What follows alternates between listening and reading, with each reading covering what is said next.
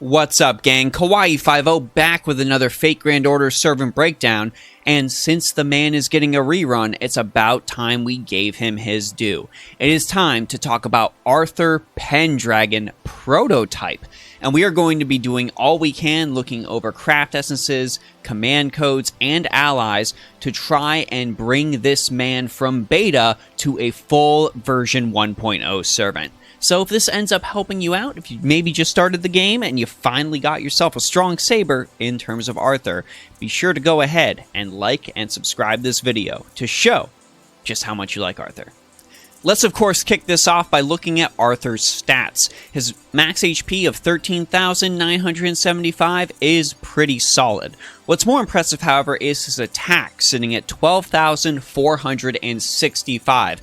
Ranking it pretty high in the terms of the game, especially considering other 5-star servants, it's still up there. He's got a quick 2 arts and 2 buster deck with an AoE buster Noble Phantasm, and looking beyond that, we've of course got to look at NP gain as well as star absorption. His NP gain and star absorption are honestly both solid. They are both pretty decent, to say the least. NP per hit is solid at a 0.84%, and with the ability to have 2 arts cards and a quick card, you can have turns where you're charging that up. Star absorption is baseline for sabers, sitting at that comfy 100. Masters on North America mainly will recognize this skill as Mana Burst, but I've got to let you know, this will eventually be upgraded in 2023 to Sign of the Red Dragon Rank A. Now initially for NA players, this only grants you 30 to 50% buster card effectiveness for 1 turn. But when this skill receives a very powerful upgrade, you're going to be looking at 30 to 50% buster effectiveness for 3 turns, as well as a 20 to 30% NP gain boost for 3 turns as well.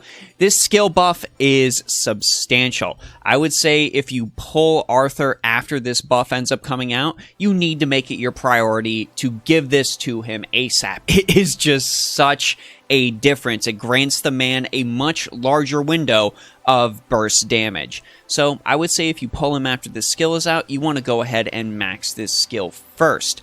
However, if you are pulled him recently at the time this video came out, go ahead and focus on this second, because he has another skill that is already buffed on NA. And that second skill is Resplendent Journey rank EX. Now, initially this is just intuition, easily the worst skill in the game, granting 5 to 15 crit stars. But after a buff, it grants 10 to 30 crit stars, and also increases Arthur's critical strength by 30 to 50%. So you're going to see this man dealing some damage even outside of his Noble Phantasm. As I mentioned in the previous skill description, max this first. And Arthur's final skill is Giant Beast Hunt rank A. This gives him special attack against super giant enemies, a 50 to 100% damage boost for 1 turn, and also grants him a flat boost to his Noble Phantasm gauge of 20%. You're going to definitely want to go ahead and max this last for 2 reasons. For starters, there's not really a ton of super giant enemies in the game. They are exceedingly rare. And on top of that, not all of them are going to even receive neutral damage from the Saber class. They might be strong against it. So you would probably be better off bringing somebody else. On top of that, investing in this skill does not increase the Noble Phantasm charge. I really wish it did. I feel like that's another buff that Arthur is going to need in the future, but with that in mind, definitely go ahead and max this last, or even don't max it at all. If you're not using him for his niche, you'll be able to get away with it and save on some of the materials. Arthur's append skill is incredibly simple. Just go ahead and go with mana loading. A 10 to 20% starting MP gauge is very, very potent, and this can allow him to NP turn 1, even if you don't have a Kaleidoscope. Just remember, you will need another NP charge CE that is not Kaleidoscope. He doesn't have that potent 50% NP charge. Shame. Arthur's Noble Phantasm is, of course, Excalibur. This functions pretty similar to Artoria's. This deals damage to all enemies, and it also has the boon of increasing Arthur's NP strength by 10 to 50%, and this activates before damage is dealt. There's really not much else I can say about this Noble Phantasm. It is a solid farming option. That's really all you need to know. Now, who can we pair Arthur with to help maximize his potential? Well, of course, there is always the default. Since he is a Buster-focused servant, you're going to want to give him a Merlin if at all possible if you are on NA. And I'm going to mention Merlin specifically right now for NA. We're going to talk about JP's options in the ally section. And of course, beyond that, there are other allies outside of the premier Buster meme wizard support, though it's not his Merlin. Let's go ahead and take a look at those now. And we're going to go ahead and kick this off with a freebie option everyone has access to in the form of Leonidas. Leonidas is going to be an incredible option to pair with Arthur if you want to take him in for long fights. Of course, Leonidas has his powerful tanking potential, with his target focus on himself and a guts to weather the wave of attacks that are going to go straight for him. But most importantly, there is Warrior's Warcry rank B, his third skill that will increase the Buster card effectiveness for all allies by 15 to 25%. Lacking Arthur's buff mana burst skill, this is going to be one of your main free options to give Arthur some longer lasting damage potential. And it's really here that we start to shift into JP territory, because outside of the standard options for supporters, beyond Merlin, we're talking Waver, we're talking Helena Blavatsky, we're talking Chiron for some sweet single target bursts. Arthur doesn't really have a lot of options to help him grow right now. It's pretty much a one and done situation. But on JP, there are a couple of other servants that can really help him, and we'll start with a freebie option in the form of Leonardo da Vinci Ruler.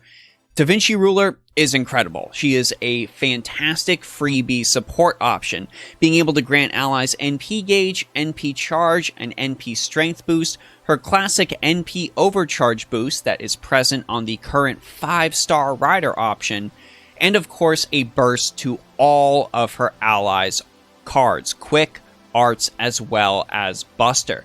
She also, of course, has a Noble Phantasm that has percent chances to grant allies either 30 critical stars, a 20% boost to NP gauge, or a 20% attack boost.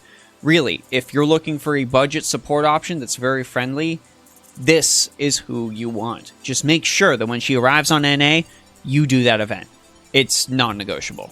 And of course, to some of you new players, I've got to introduce you to some of the premier Buster options on JP that you can get excited for and plan some of your quartz around. Let's start, of course, with Queen Himiko. Queen Himiko is a monster, being able to grant all allies an attack boost and grant 8 critical stars each turn for all of her allies. So that's 24 critical stars a turn. On top of that, her Noble Phantasm increases all allies' Buster card effectiveness, NP overcharge level, and critical strength. She's definitely a great ally to bring along with you on pretty much any mission.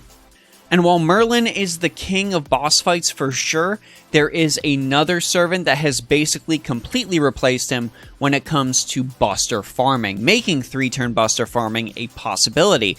That is, of course, Koyanskaya of Light, who has the ability to increase allies' NP gauges by 50% while reducing their skill cooldown, which is fantastic.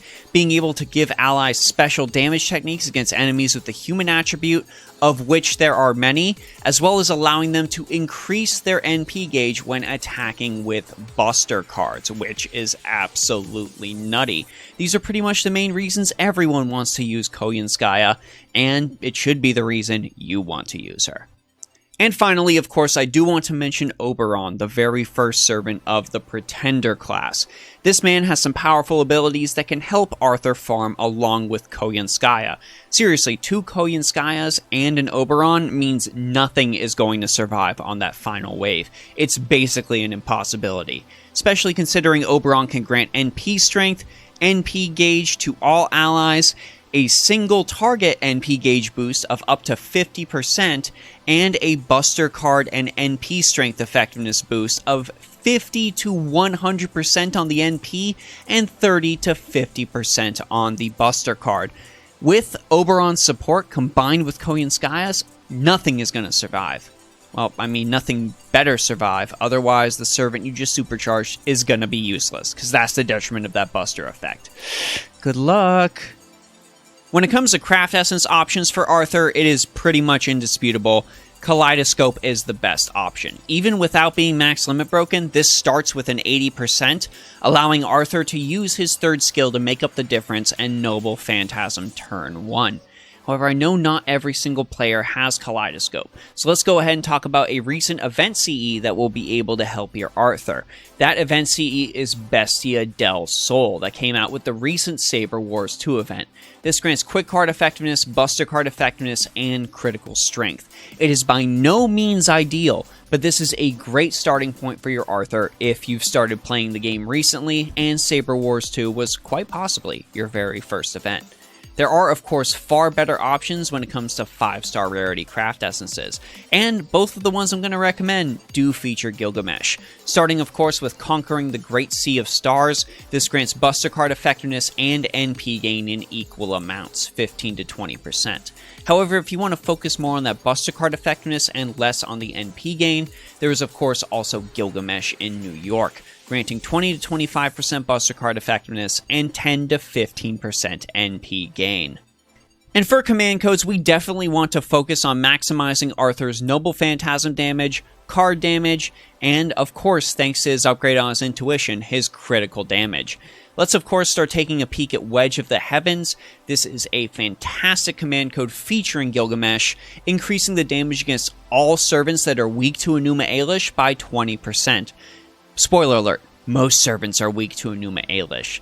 Barring that, of course, we've got options to increase Arthur's critical damage, like Heavenly Child of Karama, increasing any engraved card's critical damage by 20%. You're probably going to want to go ahead and throw this on a buster card. Arthur also doesn't actually have any ability to reliably cleanse his own debuffs, so let's go ahead and give him some options for that.